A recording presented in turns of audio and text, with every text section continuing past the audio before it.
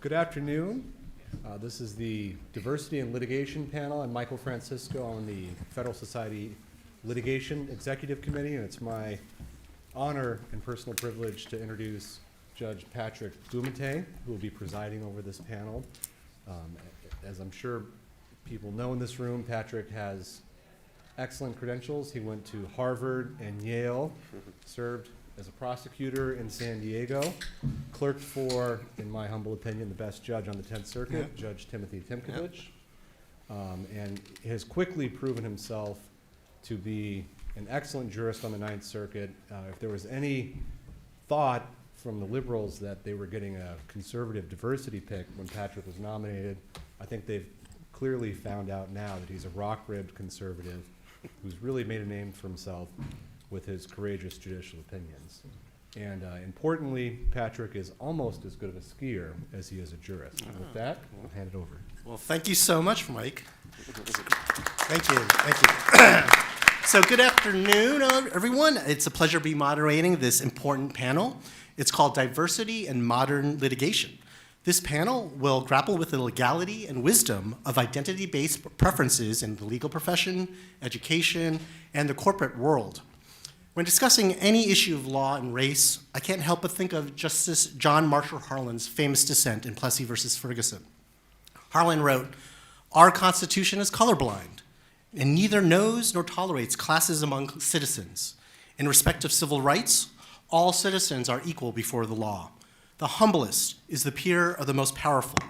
The law regards man as man and takes no account of his surroundings or his color when his civil rights, as guaranteed by the supreme law of the land, is guaranteed." This interesting panel will discuss how this principle may play out in modern litigation. So now I'll introduce our panelists, starting with Roger Severino. Roger now serves as the Vice President of Domestic Policy at the Heritage Foundation. Roger has also been the Director of HHS's Office of Civil Rights, and he was a trial attorney at DOJ's Civil Rights Division. Next, we'll have Dean Andre Douglas Pond Cummings. He's the new dean of the Widener University Law School. He just started in June, is that correct? I did. Yeah, so congratulations, Dean. Still alive. And Dean was also the co-founder of the University of Arkansas's Center for Racial Justice and Criminal Justice Reform. Then we'll have my good friend Tobi Young. Tobi is the Senior Vice President of Legal at Cognizant and is a member of the Board of Directors at Halliburton. At Cognizant, Tobi manages government relations and regulatory affairs. As a proud member of the Chickasaw Nation, Tobi was the first tribal member to clerk on the Supreme Court. Tobi has also served in DOJ's Civil Rights Division. Lastly, we'll have Professor Darrell Jackson of the University of Wyoming College of Law, where he's the director of its Prosecution Assistance Program. He previously served as a director of diversity services at George Mason Law School. He's written extensively on critical race theory. He's previously been an AUSA and an assistant county attorney. So before we get to the questions section, each panelist will start with their opening statement. Roger, do you want to kick us off? Certainly. I'll start with a story, a personal story. When I applied to grad school, I was amazed by the fact that the head of the admissions came out to LA to visit.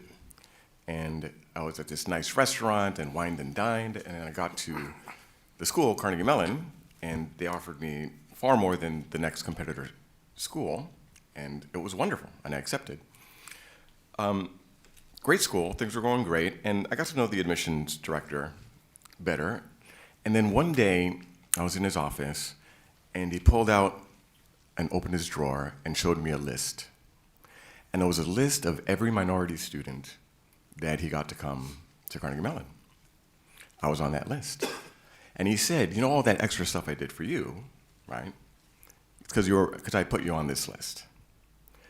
And he thought that I would react with some sort of, I don't know, I'm not sure what he thought how I'd react, but I'll tell you how I did react. My heart dropped. I thought, wow, you weren't doing that because you thought I was special. You weren't doing that because I was Hispanic. And I felt belittled and I was ashamed that my name was on that list.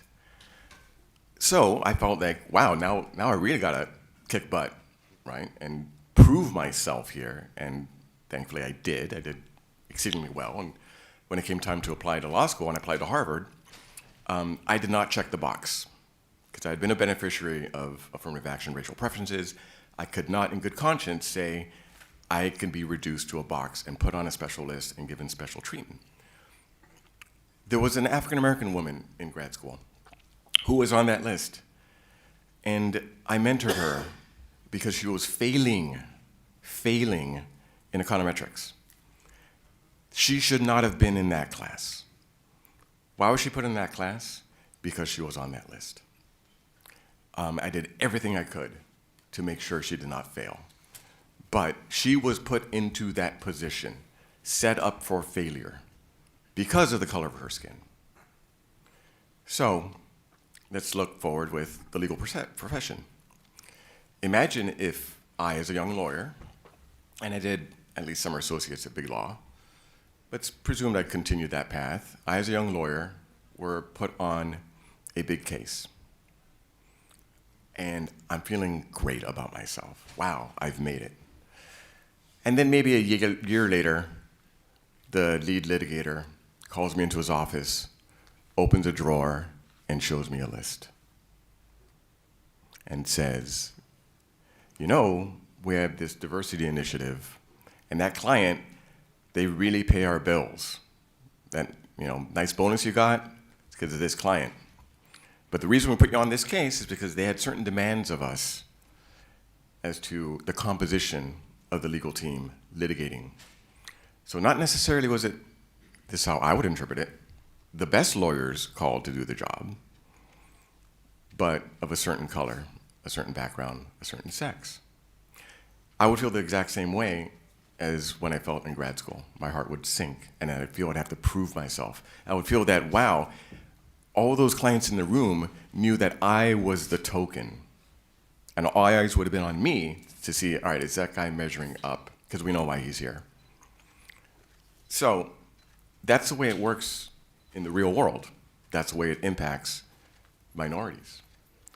And there's, of course, another side. And we're going to be debating that other side. But I wanted to open up by at least putting that sort of human side of things, and with the legal profession in particular.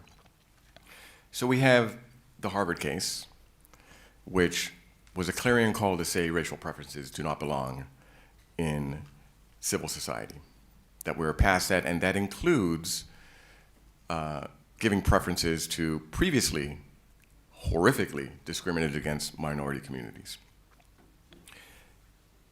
The legal profession has a very big problem on their hands because they were the drivers of DEI infrastructure.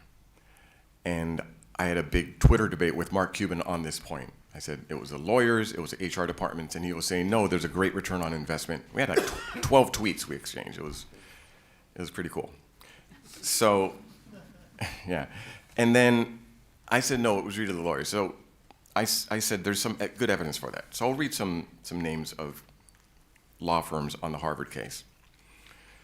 In favor of the Asian American students, it was ACLJ, America First Legal, Constable McCarthy, of course, Mountain States Legal, Judge Stone, Cooper and Kirk. On the other side, Covington, Latham, Arnold and Porter, NAACP, Proskauer Rose, Linklaters, Pillsbury, Jenner Block, Steptoe, Ropes and Gray, Greenberg, O'Melveny, Goodwin, Aiken Gump, Munger, Quinn Emanuel. On the other side. They lost. Every single one of those big law firms lost. And now they have to reckon with that position. Now, do I have very high confidence that they're going to accept the decision of the court with open arms? I am not at all confident. But I will leave you with this. I hope they read the ending of the opinion.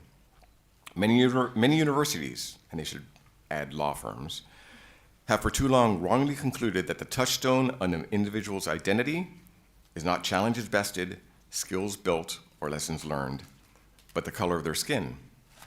This nation's constitutional history does not tolerate that choice. Thank you.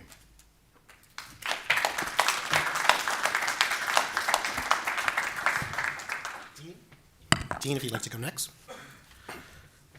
Good afternoon. I am André Cummings, Dean at Widener Law, Commonwealth. I'm delighted to be here today, and I want to thank Christine Bryant, the Federalist Society, Judge Bumatay, my fellow panelists, for inviting me to be here with you at the Federalist Society National Convention. This is a first for me. I'm not speaking with the Federalist Society, but being at the National Convention, so I'm delighted to be here. Why affirmative action? That's where I always like to start and ground our conversation. Affirmative action, as you all know, began with Bakke in the 1980s, and it was because the University of California Davis Medical School recognized that for 100 years they had disallowed black students to enter into their medical school. It was not just, you're not qualified, it was, you may not enter. And so when we as a nation and UC Davis and the Supreme Court started trying to grapple with affirmative action, it was because there had been, as Roger mentioned, a horrifying discrimination against black and brown people and women for over a century. So I always like to ground the conversation, and the reason that affirmative action even began was to try to remedy an evil of discrimination and not allowing black and brown citizens, as well as women, the opportunity, the same equal opportunity that was afforded to primarily white males. So that's what we're trying to remedy: slavery, Jim Crow, historical oppression, the fact that folks were not allowed to compete on an equal playing field. So affirmative action ultimately was about trying to level the playing field. Was it a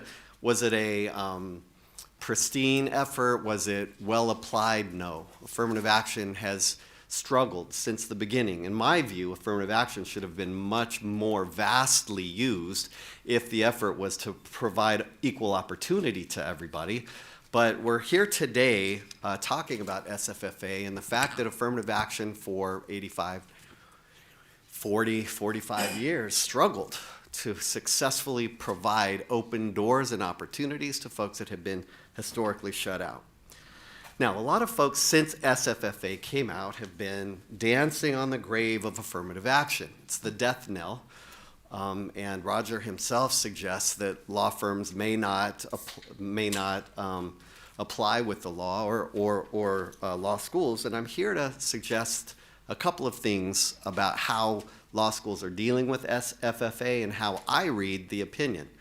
So first of all, I don't feel like SFFA was the death knell for affirmative action, certainly not the diversity rationale that I'll talk about briefly, for two reasons. First, the Roberts Court, as currently constituted, is a court that does not mind overturning precedent. It's done it over and over again and is bold in doing so. What I would suggest here is that the Supreme Court did not overturn Grutter, or by extension, Bakke. There was no explicit overturning. Some of the concurrences suggested, but there was no explicit overturning by Chief Justice Roberts of the diversity rationale or Grutter or Bakke. Secondly, the narrow finding of the case was that UNC and Harvard both failed to follow Grutter and Bakke. So the question is there a way to constitutionally follow Grutter and Bakke, as those cases were not explicitly overturned? So for these reasons, I think it's fair to say that affirmative action is not dead, or at least the diversity rationale is not dead, and I'll talk about why I think that's true, because it remains good law, and in my view, creative, dedicated admissions teams can seat incredibly diverse classes of students at universities and law schools throughout the nation without running afoul of the Constitution or the law. Here's how. First, as Roger suggested, SFFA does forbid the practice of checking a box. In fact, as soon as SFFA came out, I required my admissions team to remove those boxes from our admissions application. You can no longer say, because I'm Hispanic, because I'm a Black American, I am therefore diverse. Let me enter the law school. You can't do that any longer. What SFFA did was it drove us law schools, admissions boards, to individual holistic review of people's applications, which is what I would have hoped would have happened at Carnegie Mellon for Roger, is that they would have realized, other than him being Hispanic, that he was a super talented person that deserved entry based on that, rather than the fact that he checked a box that said Hispanic. So, under the diversity rationale, as I read it, Chief Justice Roberts provided a roadmap for how to constitutionally apply the diversity rationale, because he explicitly stated either right before or right after the portion that Roger read, nothing in this opinion, quoting Justice Robert, should be construed as prohibiting universities from considering an applicant's discussion of how race affected his or her life, be it through discrimination, inspiration, or otherwise. Chief Justice Roberts continues, a benefit to a student who overcame racial discrimination, for example, must be tied to that student's courage and determination, or a benefit to a student whose heritage or culture motivated him or her to assume a leadership role or attain a particular goal must be tied to that student's unique ability to contribute to the university. In other words, the student must be treated based on his or her experiences as an individual, not on the basis of race, close quote. So what does that mean? I think my law school got it right. In 2024, we entered the largest class of diverse students in our history. 37% of our class identify as from being from diverse populations. 33% identify as first gen, 18% identify as LGBTQ. How did we do that? We read every application. We read every personal statement. We looked for diversity in our class because I agree, and I hope everyone in this room does, that diversity brings real value to the classroom and real value to the workplace. No, please don't interrupt. So you may or may not agree with that comment, but the diversity that I'm talking about is not just racial diversity. It's not just gender diversity. It's diversity writ large. Religious, it includes worldview, it includes a very diverse place where ideas are exchanged, where folks do not share the same worldview. So I'd like to provide two recent examples of files that I have just read that illustrate Justice Roberts' conclusion, okay?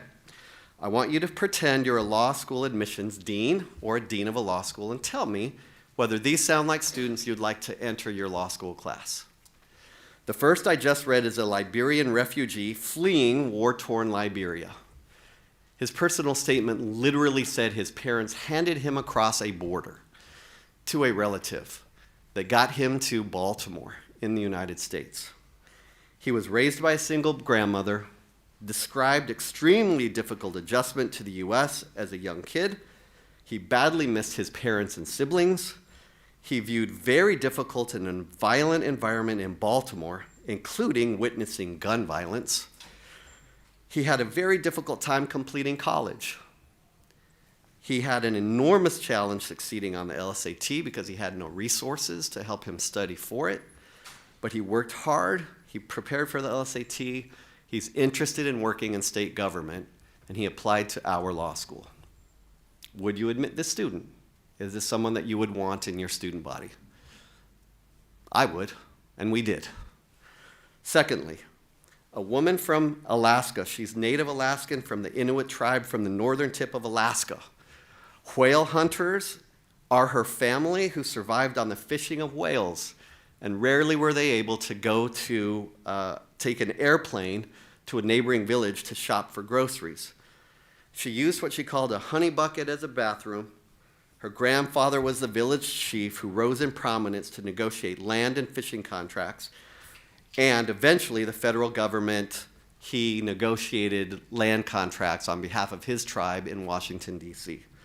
Her goal is to attend law school, return to her native community, teach financial literacy, and protect the treaties and agreements that her people entered into with the state and federal government. Is this someone that you would be interested in admitting into your law school? And we did. She went to Penn. But she, got into our law school too. That's what I'm talking about, is diversity. I'm talking about the ability to bring experiences, and if students on their personal statements indicate how their gender or race or ethnicity impacted the challenges that they faced in life, that is constitutionally permissible by my reading of SFFA. Now, I'm going to pivot for just 2 minutes because the name of this panel is Diversity in Modern Litigation. So I wanted to talk for just 2 minutes about what I call corporate reparations.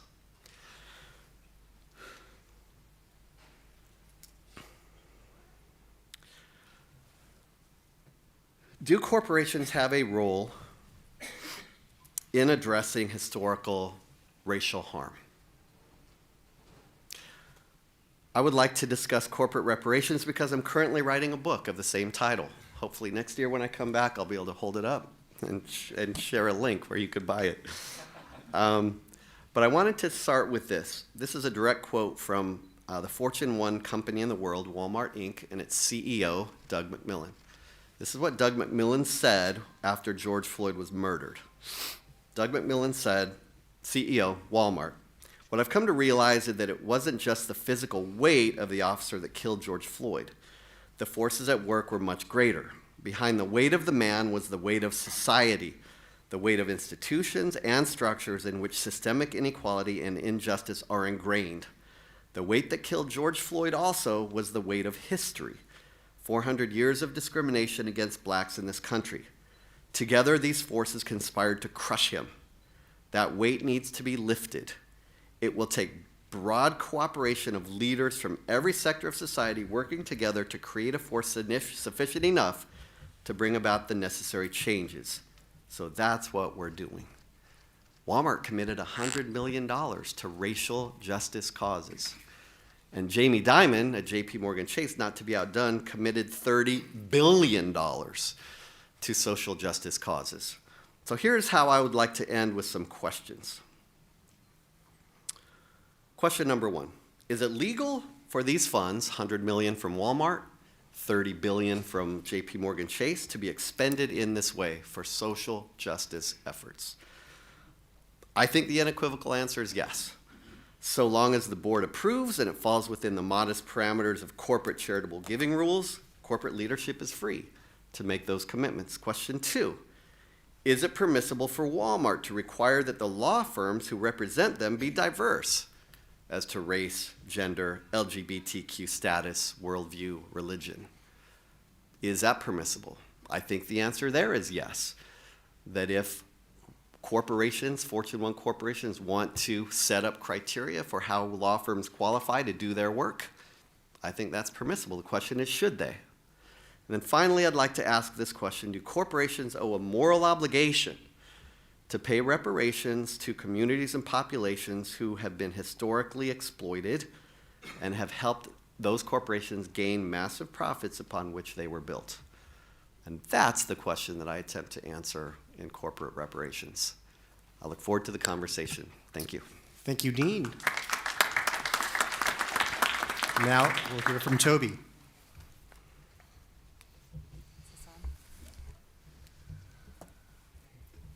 Sorry. Just speak I'm like into it. my mom with buttons now. Just talk. Yeah. Hi, everyone. It's nice to be here with you, and I appreciate this opportunity to have this conversation, and that Federalist Society always facilitates great conversations and intriguing ideas. I don't have a long opening statement. I think it's fun to engage with the panel and the audience. I will say, I am coming here and I think about this topic a lot in my role as an in-house counsel within a corporation. I don't bring my personal views to any of the legal work that I do in a corporation. I think that could be malpractice, right? If you're just, whatever you want and not thinking about what the business is. What is your objective as a business? My job is to help them reach that objective as a business and do it consistent with the law.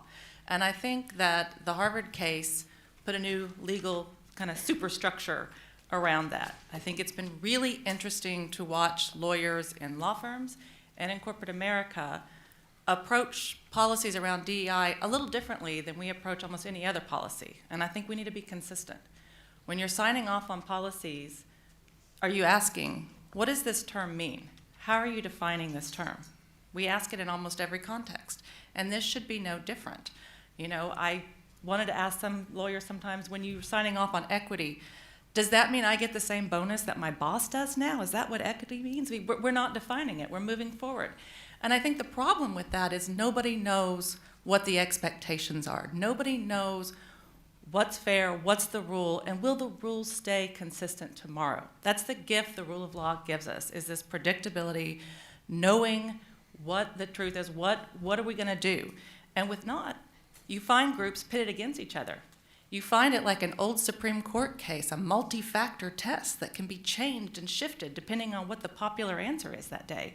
And I think oftentimes that doesn't really lead to a good outcome for anyone, even when it's well-intended and well-meant. You know, Thomas Sowell recently wrote something in the Hoover Institute looking at outcomes. The question's not, do we want to address opportunity? Do we want opportunity? Do we want to acknowledge the wrongs that are done? I don't think there's anyone in this room who doesn't want to do that. The question is, how do you go about doing it? And how do you do it to get the results you want? And I think you also have to look at affirmative action and say, has it given you the results you want? And so I would encourage people to look at Thomas Sowell's work, where he looks and says, it's not legacy admissions that are producing great classes, great outcomes and success. It's not necessarily admitting people by the color of their skin or their gender, but when you give people a chance and you give opportunity, no matter what color you are, if you haven't had that opportunity, right? Did your parents go to college? That's not, you know, that crosses everybody. What's your income level?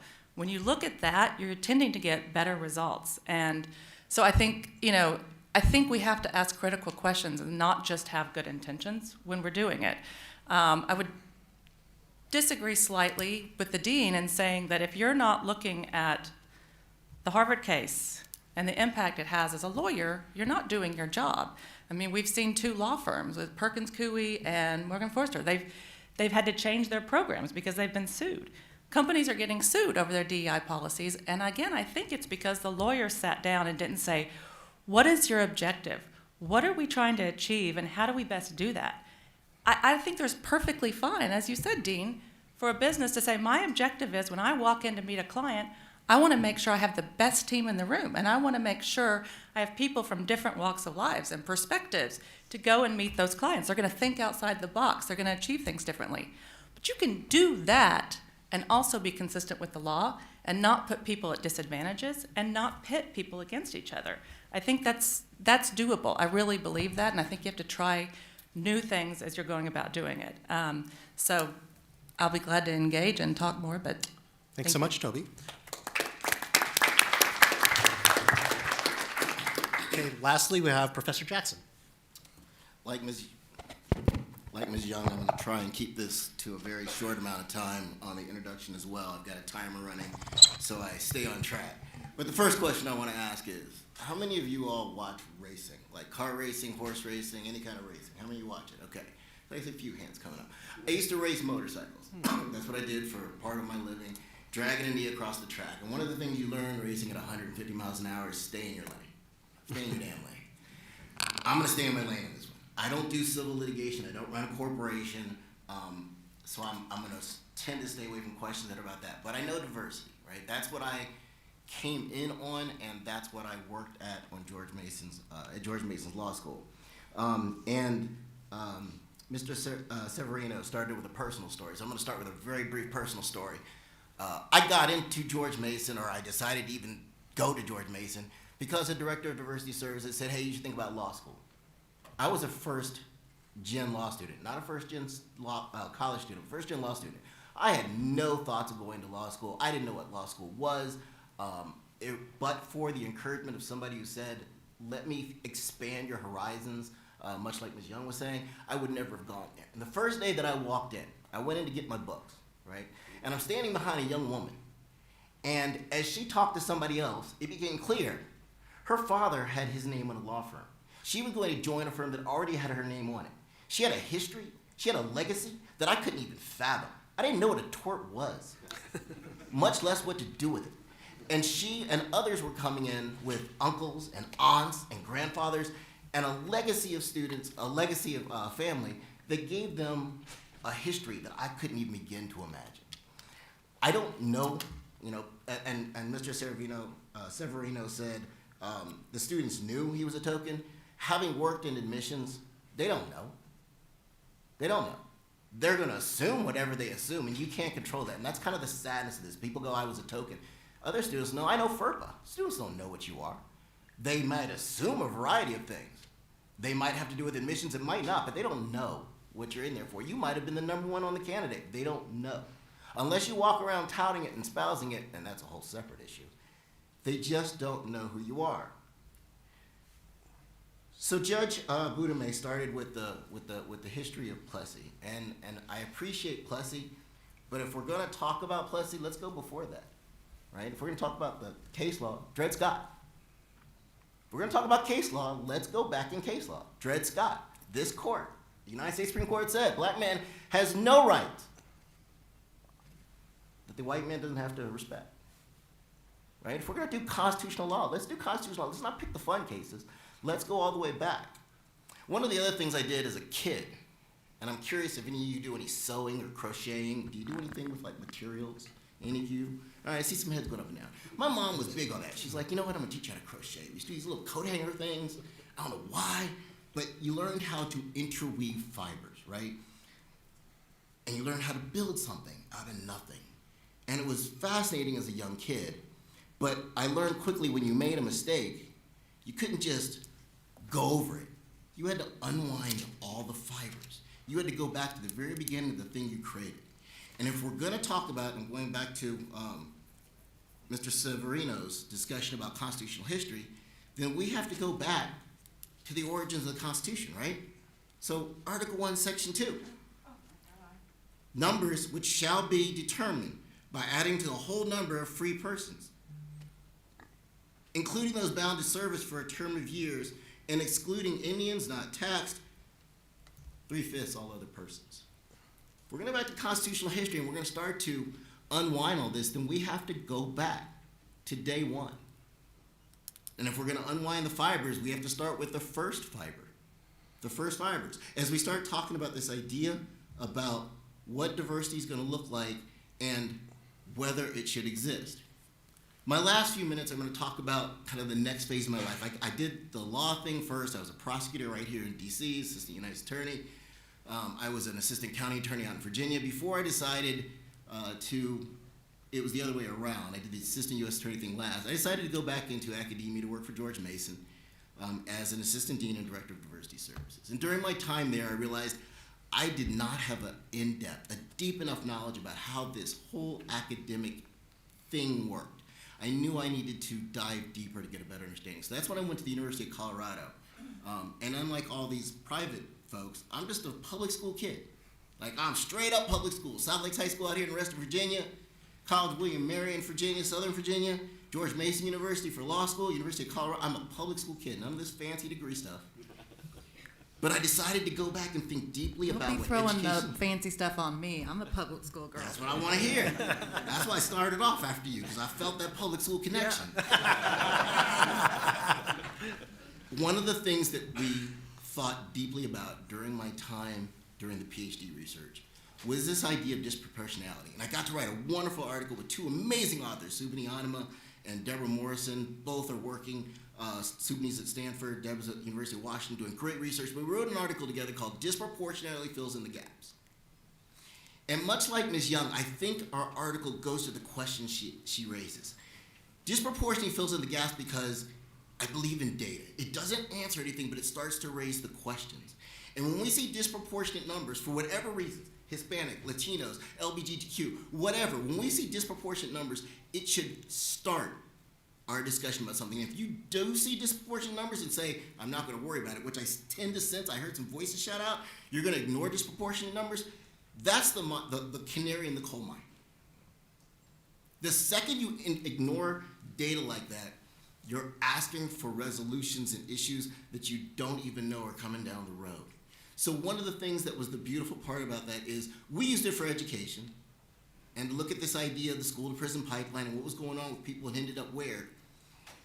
The dialogue, as Ms. Young suggested, is the beautiful part, because as soon as you can identify that there is disproportionality, we can dive deeper into the conversation. Maybe the disproportionality is logical, maybe it makes sense, but until we raise the dialogue and dive into it, we're going off of assumptions, and that's never a good place to go. And with that, I'll stop. Great. Thanks so much, Professor. So now we'll move on to the interactive part of this panel.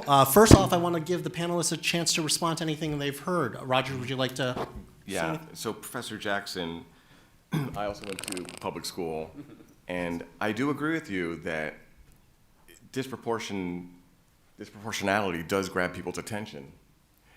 And the story of Harvard in particular, they became quite worried about certain disproportions, so they started doing interviews of students.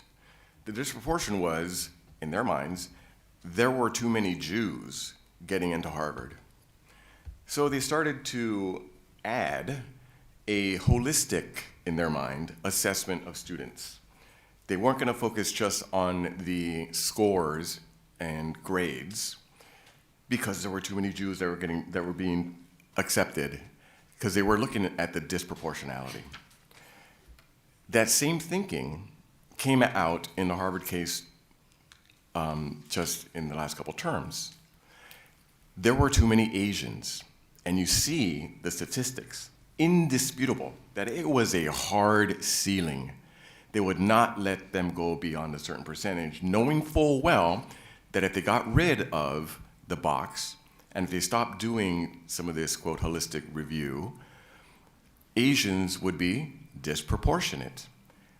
I don't see that by itself as a terrible thing if we have more Asians at Harvard. If the system is fair, you mentioned the benefits of legacy admissions or connections in law firms. I agree. I don't like legacy admissions, right?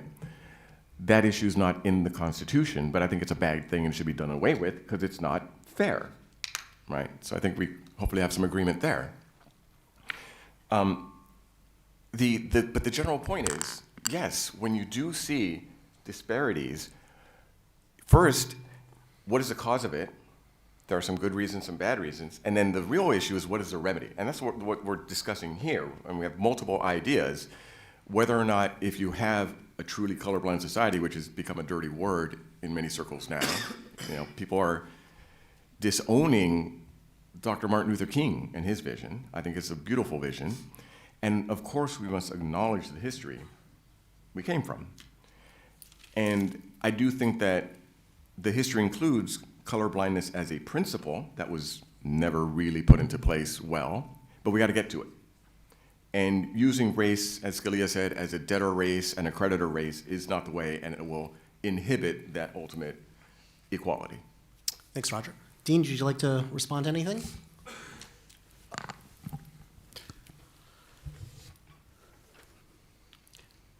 I think that grounding in history, as I tried to do and as Dr. Jackson did much better than me, is really important. I also think that to Roger's point, I think Harvard was arrogant in their approach to complying with Bakke and complying with constitutional law, and I do think that they were, by trying to racially proportion their class, ran afoul of the Constitution. My point still remains that I think it's possible to have diverse classes of students and comply with the Constitution of the United States. Thanks. Thanks, Dean. Tobi? Nope, you're good. Professor, would you like any? The only thing I'll add, and kind of in response to Mr. Severino, one of the things that I got to do during my time with George Mason was be a part of the admissions process. And as I did more research and analysis into this idea of, and I'm using the terms that often are used, scores and grades, right? That's often this big hurdle to getting into college, much less law school. One of the things that we started seeing as we did a lot of research in the education school was these classes that are considered oh, you've got good scores, you got good grades, you got good placement material, are often largely dependent upon schools that have the resources to do that. So for students who are coming from marginalized communities, often schools that don't have it, they can't even get the class that then puts them into their ranking that somehow makes them competitive with other locations. So absent some type of diversity efforts, and I agree, those have to be continually reviewed, assessed, over and over again, we're segregating, we're eliminating students who have the potential, and that's really what we should be looking for in admissions. Do they have the potential to succeed? And the holistic approach is the only way you're going to get there. We're going to leave out students that just never had the resources to show what those that are making theoretically objective decisions on having those students come to their class. And the last thing I will say is, I always get concerned when I hear Martin Luther King referred to with regard to the colorblindness and the one line of the speech. Because the next line of the speech was, this nation owes a debt that has yet to be paid. And nobody wants to go to that next line because that gets people uncomfortable. And uncomfortable is exactly where we have to be. If we're going to talk about the speech, let's talk about the whole speech. What about that debt? Has it been paid? How much is still owed on it? Because if we're going to bring his name, and God knows, an amazing figure in the history of the country, then we got to talk about the whole speech. Thanks so much. Roger, I wanted to ask you, what is your thoughts on the conclusion of the Harvard case? You know, I think most people agree that it does eliminate using a checkbox, simply a checkbox when evaluating students, but there is the criticism that it does let you consider race through different means, such as personal statements and things. Do you agree with that interpretation, and you think that's okay? So Dean Cummings did mention that, that life experiences matter. And I do agree, life experiences do matter. If you start behind and you overcome obstacles, that is important information. Now, query, how important is it in university settings and academics? How important is it in determining a legal team, right? But in many circumstances, it is relevant. The problem, and this was brought up by the chief, was that it cannot be used as a proxy. You can't simply, as a pretext. You can't use that as a pretext and say, oh, you are a member of a minority race, therefore, if you mention that you've had something to do with race in your life, wink, wink, nod, nod, therefore you get in. Because many of the universities have been putting that front and center. Please tell us every type of racial instance of discrimination, of hardship, and we all know what they're doing, right? It's rather transparent. And the chief warned about that it's got to be real. And what tended to happen? So, as Professor Jackson said, yes, it matters, the background, if you had parents that went to college, I mean, my parents did not go to college, Colombian immigrants, didn't speak the language, right? So yes, there were some opportunities I didn't have. The minority kids at the highest levels that get into the Harvards didn't have my background. They generally had a middle class upbringing, right? To get into the range so that they could be put in using racial preferences, right? So it doesn't mean that the problems we're talking about aren't still being manifested, right? It ain't that many poor kids at Harvard, period. Fair enough. Dean, I wanted to ask you, in the post-Harvard world, you've eliminated the checkbox, and now you're doing a deeper dive into the students' statements and other factors. I was wondering, as a normative value, do you think this new system is better? It seems like you're having a richer understanding of each student rather than simply looking at the race. Yeah. Thank you for that, Judge. I want to be clear about two things. One is I agree with everything that Mr. Severino just said. Don't disagree with anything. And I want to be clear here. The Liberian war-torn refugee student, my argument would state that if he were a white student, he should be admitted based on that diverse experience.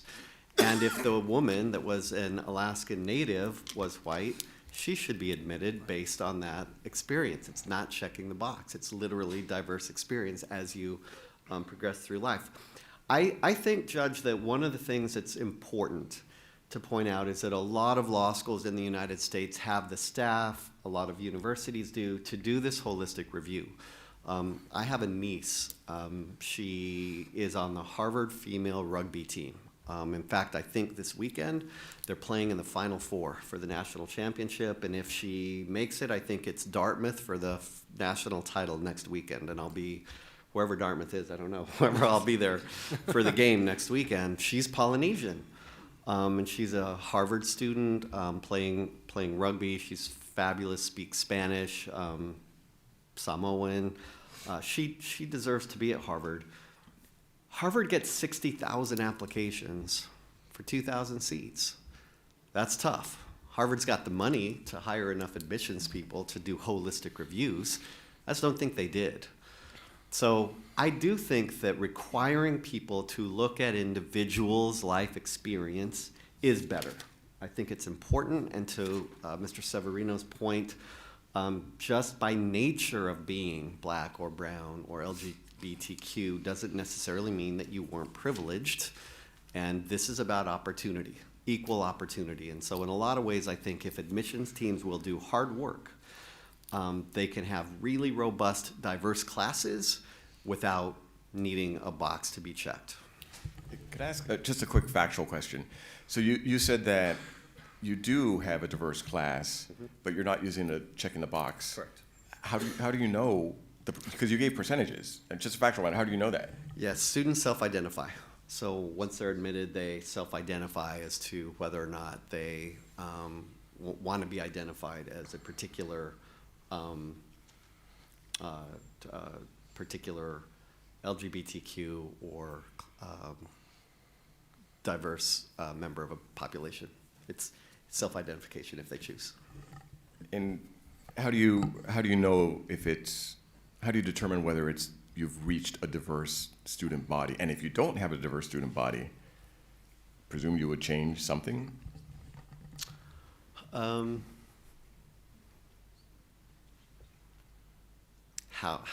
How do you know that you're looking at percentages? Yeah. How do you know we've hit it? We got a diverse student body. Oh, that's a good question. I really, for me personally, I was just speaking with a reporter earlier today, and one of the things that I stated was black lawyers are about 4 or 5% of all lawyers in legal practice and make up 14 or 15% of the population. I think we should really shoot to have 14 or 15% of the legal profession being black lawyers. I think we should reflect society. I think that's how I would gauge having arrived. If our class represents the percentage of individuals that have been historically oppressed or discriminated against. But for me, ultimately, it's the exchange of ideas. It's the worldview diversity that people bring into the classroom that make, having been a law professor for 25 years, it makes the classroom conversations richer when you have people with varying viewpoints from different backgrounds. Great. Tobi, I wanted to ask you, correct me if I'm wrong, but it feels like one of the biggest changes that we've seen in the corporate world is corporations' embrace of diversity and identity-based preferences. Could you explain, do you agree, number one, that that's true? And then can you explain why that's happened? Is it because of a profit motive, or is it downstream of culture at large? What's your thoughts on that? Absolutely. So I think what you were seeing is corporations responding to clients, to shareholders, and to the societies where they're headquartering. And I think there was a lot of pressure coming in. I think Congress, when CEOs would go meet with members of Congress, they would ask these questions. And so companies started responding, right? I mean, that's what they do. They respond to their shareholders. They respond to their clients. And you kind of saw this crescendo. I think the case came out, and people started looking a little closer. And so there's been a bit of a retrenchment, I would say, from corporations. And that's for a few things. I think Republican senators started asking CEOs questions that they had never asked before. I think you have, shareholders now saying, oh, well, this could be against the law to potentially do this. How are you doing it? How are you defining it? And so I think a lot of companies are looking at it and saying, where should we go right now? What should we be doing? And I don't think that there's been a retrenchment from the goals of having more people participate, making sure clients are getting the best innovation out of the box thinking. It's about how are we doing that, right? And one of the interesting tension points, there's a lot of tension points kind of coming up that I think will be interesting to watch in the court in the coming years is, you have one side where companies are saying, okay, what should our DEI policy be? Where are we going to get sued? You're seeing a lot more companies get sued, right? So there's a reaction to that too. At the end of the day, an in-house lawyer, I'm pretty much an actuary who's a little bit more functional at a cocktail party, right? Like we're always looking at these and saying, okay, where do we need to calibrate here or there? And so companies are looking at it now saying, okay, I might get sued for having this policy. If I want to be a government contractor, I must have an affirmative action policy to do that. You have Europe putting in laws and regulations talking a lot about, what is your diversity at your company, and you comply with that. And so I think it's a really interesting time for companies just in the state of the law to say, wow, what are we supposed to do? And it's a really important time for lawyers to step up and to think about it and help the business achieve whatever it is their objective, but do it consistent with the law, do it consistent with people being able to be successful and achieve things and not feeling like they're being, I think it's really important to not feel like you're being pitted against each other, right? I had a situation where a law firm told me, this was before the Harvard case, that they were replacing a woman on a team because of diversity issues. And I said, okay, well, who is this new lawyer? What are they good at? Well, they've never worked on that issue before. And, so you have to be really careful about, as you try to address past harms, not creating new harms, new situations that we're going to then be going back. And I think it needs to be a thoughtful conversation. And like today, I think this is wonderful to show a conversation. I think a lot of people are really afraid these days to have a conversation and express their views. And, what I tell people at corporations, when you're creating policies, when you're looking at how you define words, you need to assume your company is like a Gallup poll, and it's split down the middle, 50-50 on how they believe, what they think needs to happen. Are you allowed to say you go to church at work anymore? It's, people need. Are you allowed to say you voted for Trump and work in a law firm? You want intellectual diversity? That's a very serious question. I know lawyers post-Trump who are told by law firms, oh, you worked for Trump, sorry. Just straight up bans. Great. We're about to open it up to the floor for questions, but I'll ask one last question for Professor Jackson. I think it's fair to say that you criticize the Harlan quote about the Constitution being colorblind, it being colorblind, and it's fair to say that the country has not lived up to it. I just wonder, should it be our goal that the Constitution is colorblind and that we should be striving towards that, or is that should not be the proper end? I don't know whether we're at the place where we can talk about it what it should be, because we still haven't really reckoned up with what it is, what it was. And until you get through the first phase, kind of like the weaving of the fibers, you can't get to the next phase. And we can go through the work that was done in South Africa, we can go through the work that was done in Germany, we can go through the work that was done in Rwanda. I've had the fortune to visit all those places and seen the history and the work that they did. We don't do that work here. That's something we have never done, we've shied away from, we pushed it down, we close our eyes while other countries have done it. So I can't get to what it should be because we've never done the work at the foundation. Fair enough, thank you. So now we'll open it up to the audience for questions. So please state your name and any affiliation you have, and please make sure your question is actually a question. In the interest of time, I might push things along. So go ahead. Sure, Andrea Lucas. I'm a commissioner on the EEOC, a Republican commissioner. I wanted to follow up on the point that Mr. Severino made and direct this to the two law school and university members of the panel. What percentage of your law schools or your schools are conservative? Do you know? If you're looking for diversity of experience, Widener's in Pennsylvania, 50+% of the population voted for Donald Trump. Are you affirmatively screening for ideological diversity, and are you reaching out to, for example, conservative individuals who might be first-generation lawyers like myself, who might not have that experience in their background? Yeah, great question. Thank you. Our Federalist Society is super active at Widener Law Commonwealth, and they invite me to speak all the time at their events. I wouldn't be surprised if we were probably 50-50 at the law school. We don't do any political screening on the application, but just judging from the fervor and the election, and I've never lived in a swing state before. I was at the University of Arkansas previously, so these last 5 months have been pretty astonishing for me. And I know exactly where Kamala Harris and Donald Trump spent their billions of war chest money. It was in Pennsylvania.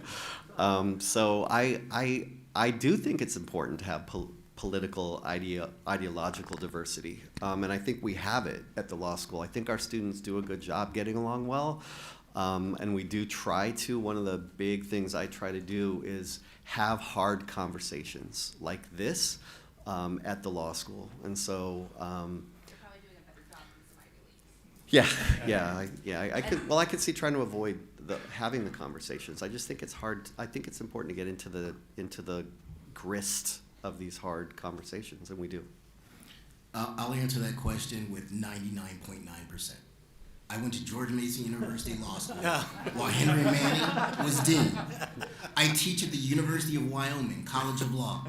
99.9% to answer your question, which is why I can come into an audience like this and be like, this is normal for me, right? This is my everyday. And I got to speak at Dean Cummings Law School a week or so ago, and one of the things that he said that I'm going to reiterate and answers your question is, we have some of the best, I know there's others, but we have some of the best jobs in the world. This is an amazing job. And it's because I get to play devil's advocate with students. So if I get a progressive response, I can be devil's advocate. And I tell them day one, I'm gonna argue with you about everything. Doesn't mean I believe anything, because that's not my job. My job is not to make you think anything. My job is to make sure that you think. And so I will argue the conservative point if it's a progressive student making a point. I will argue the progressive point if it's a conservative making a point. But for my law schools, 99.9%. Not just conservative, very conservative. Great. Sir? David Applegate, Chicago Lawyers Chapter. I don't mean to appear to pick on Dean Cummings, but I have two questions for you. First, in all seriousness, are you any relation to the famous poet E.E. Cummings, or do you just share his disdain for Thank you capital for first asking that. I'm initials? happy to answer it in a second. The second question is, why should it trouble us anymore that if blacks are 14% of the population, only 4% of the lawyer population is black?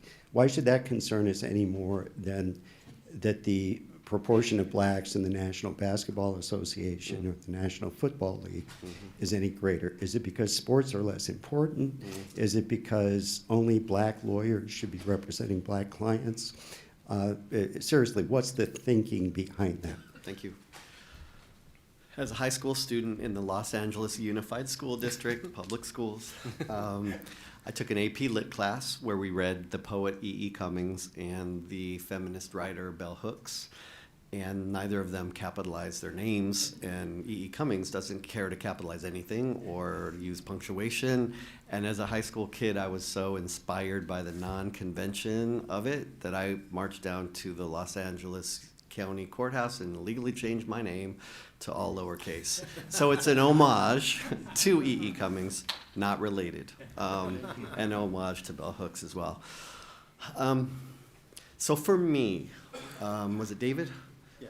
David. For me, David, what troubles me is that there's a demonstrated grade, demonstrated LSAT gap, there's a demonstrated SAT gap.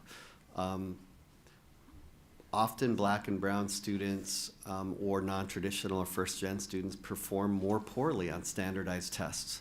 I do not subscribe to the notion that that's because they're less smart or less talented. I think there's a problem, right? When we're talking about meritocracy, is it only tests and grades, right? Which is why I'm much more comfortable with what Dr. Jackson talked about when he said it's got to be holistic, because if merit is only tests and grades, then we're not accounting for the resource gaps. We're not accounting for what the testing gap indicates. There's lots of research that says stereotype threat is real and that other things are in place. And I'm not one to suggest that the LSAT and the SAT may not be culturally biased. I teach I have a pathway program at my law school where we invite first-gen students and students from communities of color to enter and learn how to take the LSAT, learn how to get into law school, learn the process to try to defeat this resource gap. And every single class will read through an LSAT section, and some of my students, white, brown, black, will say, what do those words mean in your LSAT section? And that's either a failure of public schools or a failure of schools or just not being in those conversations where those types of words are used. So I'm not beyond saying that there's testing and grade gaps, and we need to figure out why there are if we're going to use grades and LSAT as merit. And then finally, believe it or not, David, I am a sports law professor. I've taught sports law historically over the years. I think the sports playing field is one of the few leveled playing fields in the United States where merit matters. If you've got game, you can play. And we weren't always, right? Because we had to have Jackie Robinson, we had to have, people break barriers or what have you. But where it's true merit, where it's truly like, what is it, ball don't lie? That's where you get, I think, a place where there's no obstacles. I think the LSAT and the SAT are obstacles, and we got to figure out better ways, I think, to equalize the playing field. Thank you for that, too. If I could, the Ivies that dropped SATs brought them right back. And do you know why? Because they started to admit minority students and setting them up for failure. It was going to be a national embarrassment, the level of people they would end up failing because they all of a sudden got rid of an objective measure that has use. Because we had these standardized tests because they are indicative of something that is useful in higher education. If it didn't, they wouldn't have had it, okay? Once you got rid of that and you go purely holistic, you lose that additional data point, right? There could be a lot of you lose a very important data point, right? It helped me tremendously that I was able to do well on standardized tests because no Ivy Leaguers were coming out of Rosemead High School in the LA Unified School District, right? That gave me the opportunity to say, hey, take a look at me, right? If you get rid of that, it ends up hurting the people you're trying to help. And it doesn't get to the underlying problem of why is it that some kids don't have the opportunity and some do. And that's a much bigger question of education, lack of school choice, things like the monopoly of the government on schooling, all sorts of reasons. And we're looking at these solutions so far down the line, at the last gasp of who gets to be on a case in a law firm. That is so far down the road to address a problem that has much, much bigger antecedents early on. So this is part of my research. And I'm going to jump in now because to say that they failed because of the SAT is a data point. I will give it that. It is a data point. But using your sports metaphor, I was blessed to play football all the way through college. I tested out for a few pro teams. I would have got annihilated. I would have got killed. If I put you in the middle of a pro team right now, you would die because you have no training, you have no background, you have no ability to play at that level. You just don't have the background on it. If I put you on a racetrack, going back to the racing thing, you'd never raced a motorcycle, you would die because you have no training. You can't put students into an environment that's brand new to them. They have no grandfather that did it before. They don't have ancestry that did it before. And then say, survive. Just survive. The reason that they put the SAT back is because it was cheaper. Instead of putting the resources, and luckily I work with a lot of folks who work with student resources, instead of putting the resources into making sure that these students succeed, It's easier to say, oh, look, they just failed. When there's a plethora of data out there that says, if you provide the resources from day one, they will succeed. And that's a whole second challenge, how we define succeed, right? I've got a whole book out that has a whole bunch of chapters on how we've normalized what we define as success. And for a significant portion of these students, just being there was a success. Graduating was a success. And they didn't go to a big firm. They went back to their community and did other things. That was a success. And it was a success because their community wouldn't even have had it otherwise if they hadn't gone back to that place. Thank you. Go ahead. The question is, do students... Your name and affiliation? My name is Shauna Bray. I work at the Federalist Society. My question is, do students, applicants, understand this new personal statement regime? I ask this because my brother's girlfriend came from an Asian family. She had to homeschool because she did bookkeeping for the family business. And when she went to do her personal statement, I said, you gotta play this up. You gotta play up this very sad Pain Olympic story. She would not do it. She refused. First of all, she didn't agree with my characterization of her background. From a rural community where I come from in Oregon, she's normal to her, right, where she comes from. And second, she had no interest in throwing her family under the bus in her mind to highlight the adversity that she had gone through. But I'll compare you to my brother, who is adopted, Black, and has a very talented lawyer for a sister. His personal statement would be beautiful, gorgeous, perfect. Absolutely get into your program, no question in my mind, because I would write it for him, right? I really worry about this gap between the people you're seeking out from challenging backgrounds who do not understand what I know, having lived in DC this whole time, and the upper middle class kids who know full well. So, what do you do to convey this to them? Are you conveying it to them? Thank you. And that doesn't even mention, the use of AI writing personal statements now and saying, hey, write a really great, I don't even know what the prompt would be. I'm a Hispanic person from, Los Angeles, write a really great diversity personal statement for me, and how do we navigate that? That's a really, really good and interesting question. I'm very interested in hearing the other panelists weigh in on it as well. I would say that I don't know if the system's being gamed already, based on what the blueprint was that Chief Justice Roberts provided.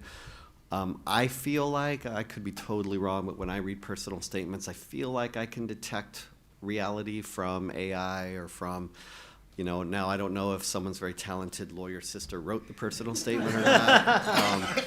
And maybe that's a factor in their favor, that they have a very talented lawyer sister that can write a personal statement for them. But it's something that we should be concerned about. It's something that we should, are people being truthful about the diversity in their backgrounds? Are they talking about the challenges that they face in a way that's real? And at this point, I don't know that we have the tools to either detect like the...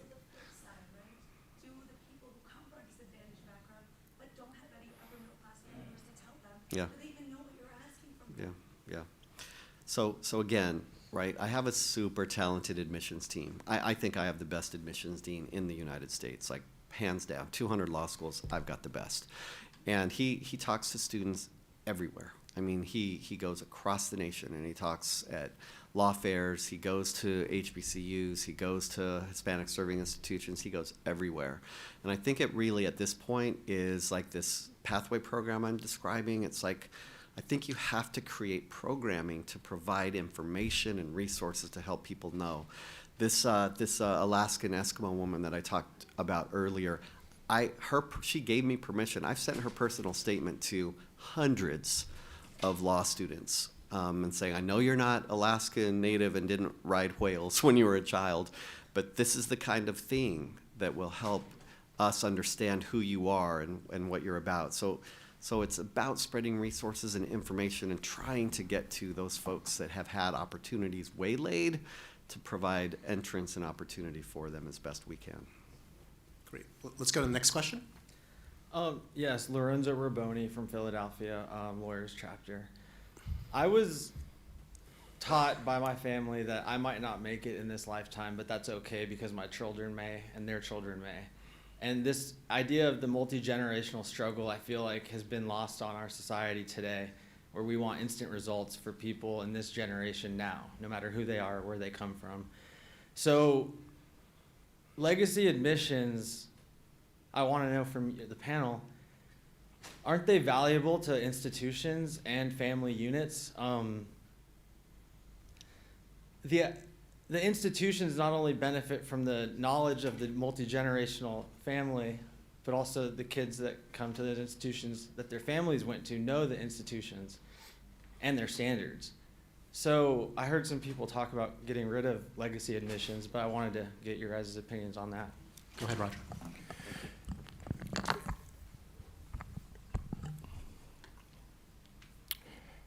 In a personal statement, if you say, I bleed crimson red of whatever X school or blue, whatever it is, because my parents were, and I'm now third generation, that's useful information. It shows that you have a dedication to that institution.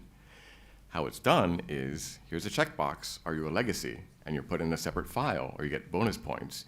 And there's an idea that maybe if we keep doing that, we'll get more donations from our alumni. That's far less savory than a personal statement. It's kind of the flip side of what we're saying with race. There are some relevant factors of life experiences that come to bear. Legacy as a checkbox, I'm very skeptical of. I do want to say a separate point on the structural questions of, and it bears on your generational one.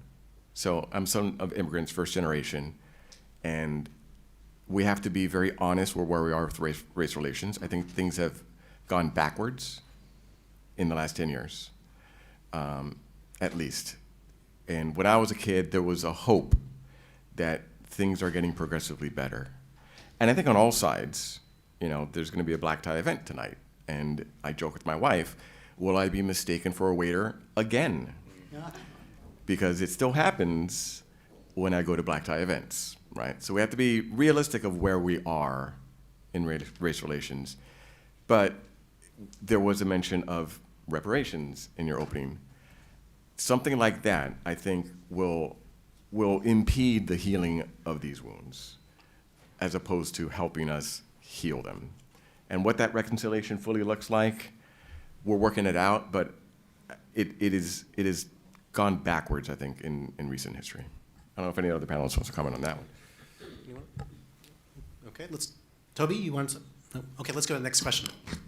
Hi, I'm Ray. I'm from the Los Angeles Lawyers chapter. I also grew up in Rosemead as well. You did? Yeah. Amazing. So I agree with Dean Cummings' premise that SFAA does not ban just the total consideration of race. I'm just going to ask a little bit more specifically for the Asian American experience, because that was the focus of the SFAA case. As the Plessy dissent has been quoted here a bit, there was language in that dissent and how the Chinese were so different that they could not be integrated into American society. For 50 years, Chinese were not allowed to immigrate to America, thereby limiting the ability to build generational knowledge and wealth.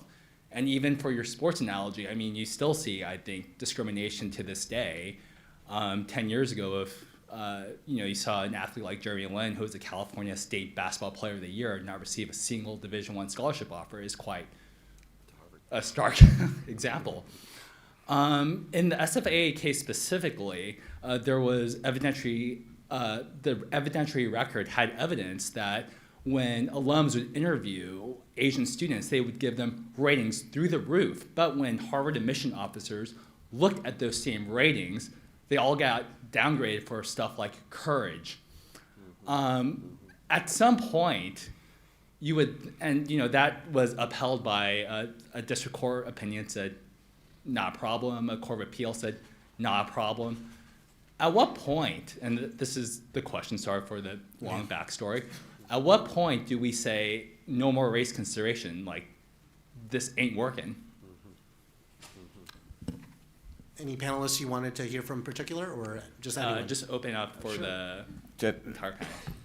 there is an industry targeted towards Asians in helping them get into college and massaging their personal statements and resumes to take off things that admissions officers will mark them as being not well-rounded.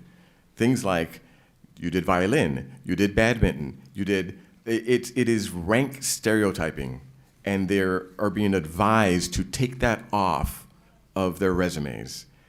I mean, that should really trouble people, that there's a whole industry around that because it's deemed necessary to get in because of the holistic approach that's being used. So one of the things I'll chime in for my line of research is one of the things we do with, and if I haven't made it quite clear, I love looking at data, right? I love critiquing data, I love looking at all, but with the Asian issue as you raised it, there's a problem with aggregating the data, right? Because when we looked across the data for Asians, sure, Chinese, Japanese, South Koreans were all falling on one side of the spectrum. Vietnamese, Hmong, and a variety of others were not. They were the exact opposite end, but they were all being categorized as Asians. And so you get this very disparate outcome that if you don't take the time to break down the data and see what you really have, which is why I'm so big on looking at disproportionality across a wide variety of spectrum, you don't know what you're getting. So I don't want to use this global term. I'm very hesitant to ever use the global term Asians for that reason. Go ahead, David. Hi, David Latt. I have a newsletter called Original Jurisdiction. Some of the panelists mentioned government. For example, Tobi mentioned the possibility that if you're a government contractor, maybe you need an affirmative action program. I also believe that the Department of Education still requires some kind of racial or ethnic data from you, even though you might have removed the checkbox, Dean Cummings. So I was curious from the panelists whether they have any thoughts about, do they feel sort of caught between a rock and a hard place in terms of, on the one hand, they're not supposed to consider race. On the other hand, there are certain things maybe where they have to consider race. And do you expect any changes from the Trump administration? Hey, David, it's good to see you. I think you're the one person who didn't need to introduce himself here. Yes. I think there was a Wall Street Journal editorial a few days ago, 4 or 5 days ago, that identified 80 different government programs that have some sort of a, affirmative action, diversity, preference plan. And so I would not be surprised at all if the Trump administration doesn't start looking at that and reviewing it and deciding to make changes. I don't think that will surprise anyone. I'm going to go out on a limb and say that.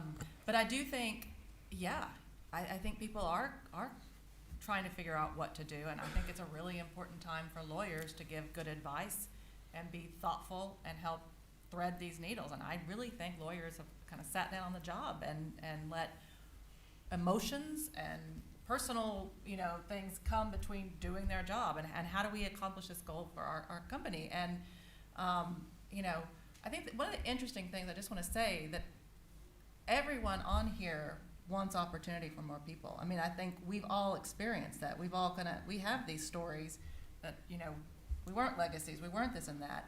The question has to be, but we're still not getting the results that everybody's seeking. So what are we going to do, and how are you going to go back and change that?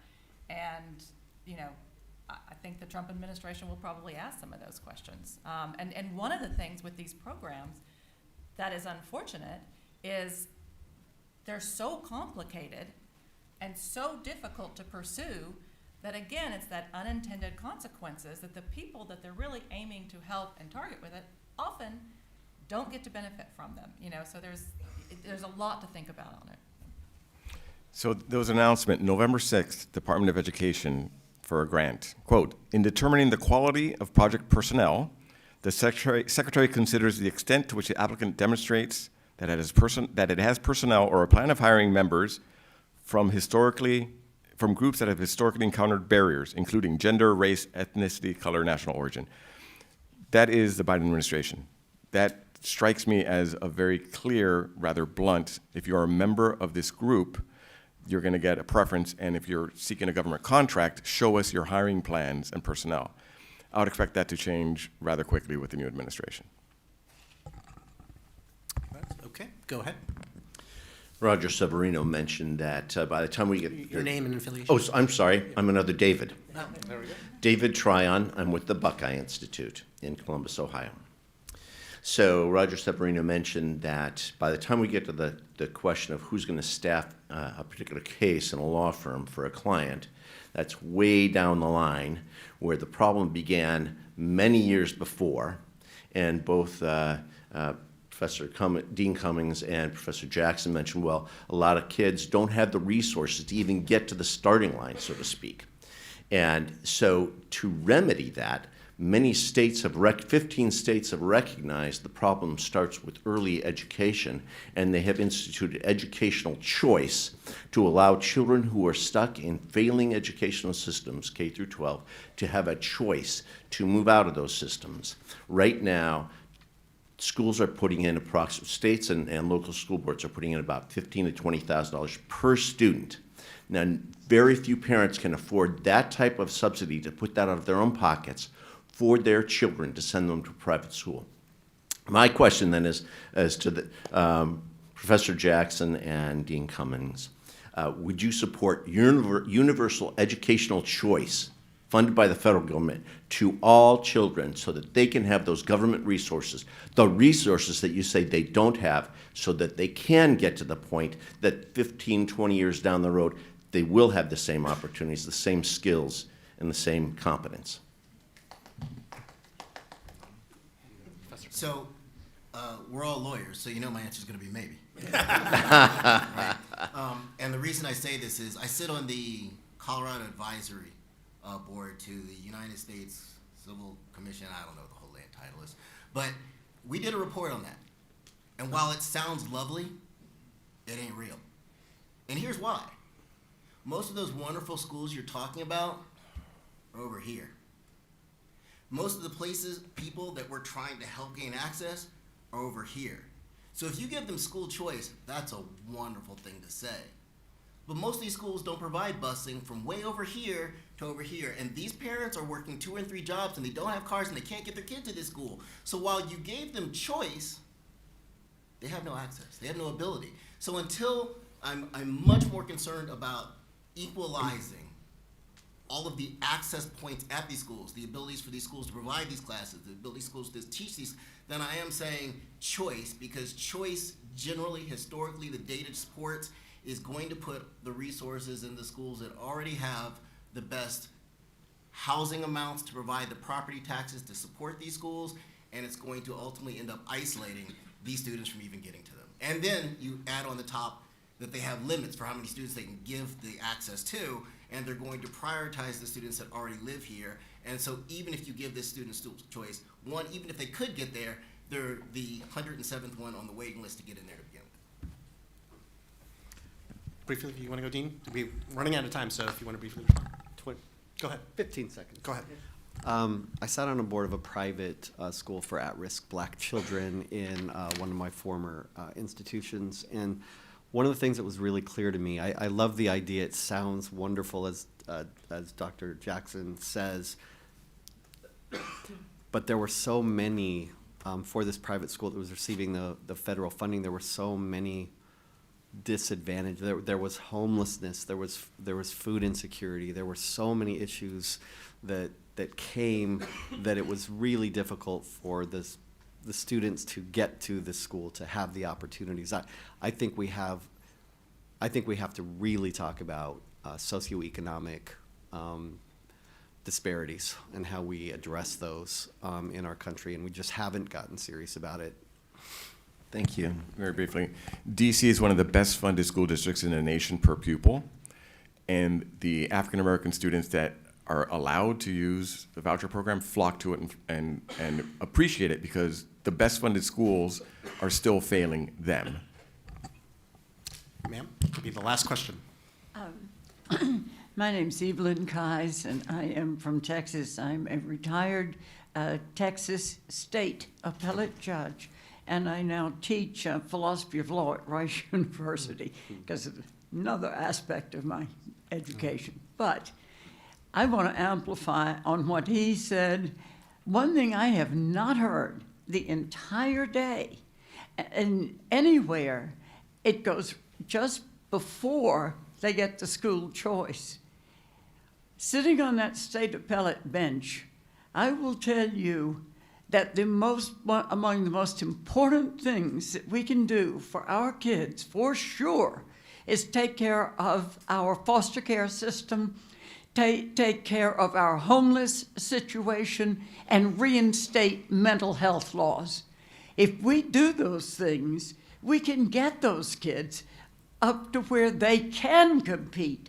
But you can't start at the top and say, well, we'll let them into law school now because we need diversity in the legal class. You've got to say, we got to get these kids into kindergarten. And another place it's really good to get them back to is church. And I don't care which one it is at all, but they get some moral training, they get discipline, and there's nothing like having your hands hit by a nun with a ruler to get kids able to be educated. I just want to know anybody's opinion on that who cares to speak to it and say I'm wrong. Great, thanks so much. You're not wrong. You could each have 30 seconds because we're running out of time.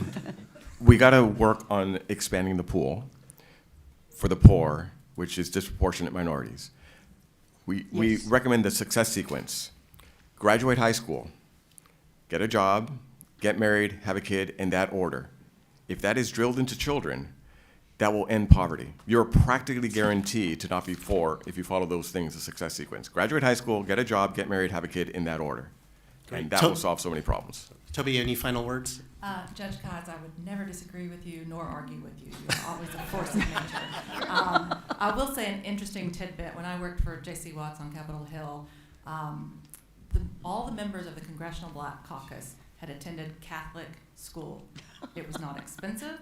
They went to Catholic school, and it changed the trajectory of their life, the phenomenal education they got. And so there are a lot of things we can do that we're not doing, that we're shutting down, that can be thought about.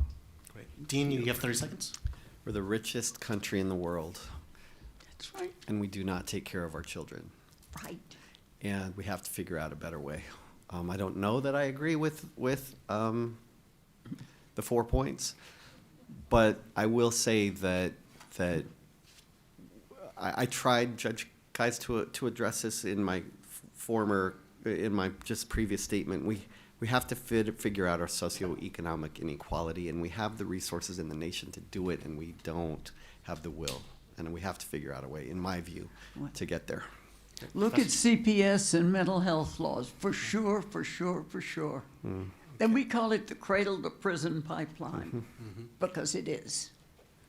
Professor, you have the last word. Much like Ms. Young, I know better than to disagree with you.